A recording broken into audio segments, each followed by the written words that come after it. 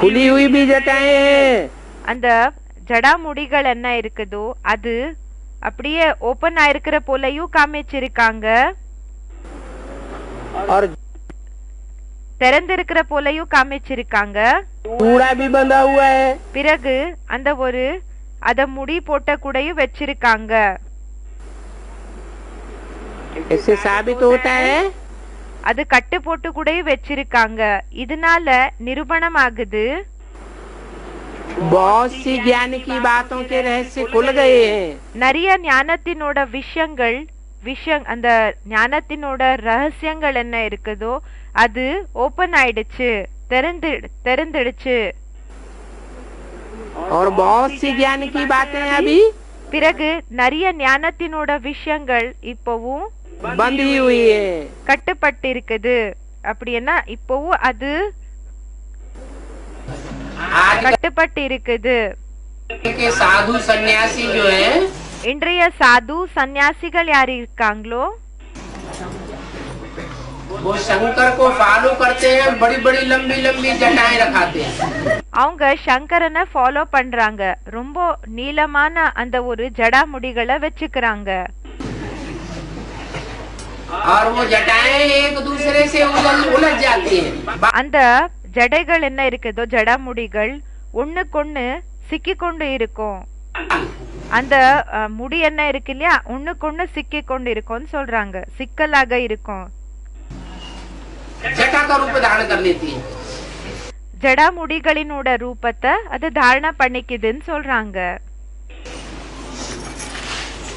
मतलब ये है இதுக்கு அர்த்தம் என்னன்னா कि वो राम वाली आत्मा कहो या शंकर वाली आत्मा कहो, அந்த ராம்வாலி ஆத்மான்னு சொல்லுங்க இல்லன்னா சங்கர் வாலி ஆத்மான்னு சொல்லுங்க, अथवा व्यास वाली आत्मा कहो, இல்லன்னா வியாஸ் வாலி ஆத்மான்னு சொல்லுங்க. द्वापर और कलयुग के भक्ति मार्ग में ज्ञान सूत उलझा हुआ रहता है। துவாபர் மற்றும் பக்தி மார்க்கத்துல ஞானத்தினோட அந்த நூல்கள் எல்லாமே எப்படின்னா அது சிக்கி கொண்டு இருக்கும்னு சொல்றாங்க. அப்படி அது ஒண்ணுக்கொண்ணு அப்படியே அது சுத்தி இருக்கும். और वो ज्ञान सूत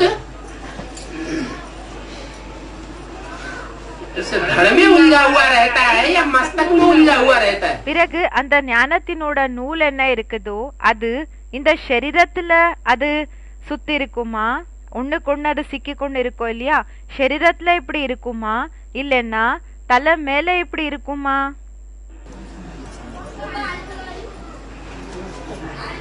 சிக்கலாக இருக்கும் இல்லையா, அது எப்படி சரீரத்திலயா இல்லன்னா தலை மேல இருக்குமா? அப்படி का सूत जो भक्ति मार्ग में मुझा हुआ है, ஞானத்தினோட நூல்கள் பக்தி மார்க்கத்துல என்ன எப்படின்னா சிக்கல்ல இருக்குதோ वो मस्तक में मुझान है। அது மஸ்தகத்துல அப்படின்னா புத்தியில கன்ஃபியூஷன்ஸ்ன்றது இருக்குதா, குழப்பங்கள் இருக்குதா, या शरीर के अंदर मुझान है। இல்லன்னா शरीरத்துக்குள்ள குழப்பங்கள் இருக்குதா? मस्तक के अंदर तो कैसे दिखाए? அந்த புத்திக்குள்ள இருக்கு இல்லையா, அதை எப்படி காமிக்கிறது? इसलिए बाल दिखाई दिए हैं அதனாலதான் முடிகளை காமிச்சிருக்காங்க. विश्व पिता को। விஸ்வ பிதாக்கு இந்த முடிய காமிச்சிருக்காங்க. और वो बाल பிறகு அந்த முடிகள் जब ज्ञान गंगा के रूप में எப்போ ஞான கங்காவினோட ரூபத்துல ईश्वरीय ज्ञान इस सृष्टि पर आ जाता है, ஈஸ்வரிய ஞானம் இந்த உலகத்துக்கு வந்துடுது. बाप मनुष्य सृष्टि के पिता में प्रत्यक्ष होता है। அப்பா மனித சிருஷ்டினோட அப்பாக்குள்ள பிரத்யக்ஷம் ஆயிடுறாங்க. तो वो जटाएं सुलझने लगती हैं। அப்போ அந்த ஜடா முடிகள் அப்படியே கிளியர் ஆகிறதுக்கு ஸ்டார்ட் ஆகுது. அந்த சிக்கல் வந்தது போயிடும். जैसे बाल धोने से बाल अलग अलग हो जाते हैं, எப்படி தலை குளிக்கிறதுனால என்ன ஆகுது, முடிகள் எல்லாம் செப்பரேட் ஆயிடுது இல்லையா, தனித்தனி ஆயிடுது. एक एक बात क्लियर होने लगती है। ஒவ்வொரு விஷயம் கூடயும் கிளியர் ஆகிறதுக்கு ஸ்டார்ட் ஆயிடுது। ऐसे ही அதே மாதிரி தான் शंकर को उलझी हुई और सुलझी हुई जटाएं दिखाई गई।